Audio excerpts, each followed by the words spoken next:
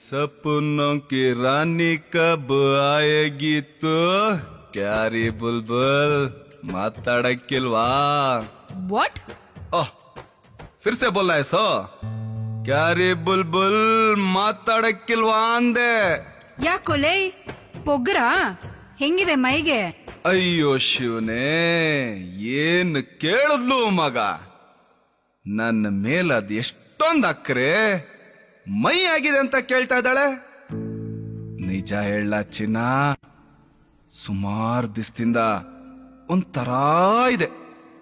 ನೀನ್ ಮನ್ಸು ಮಾಡಿದ್ರೆ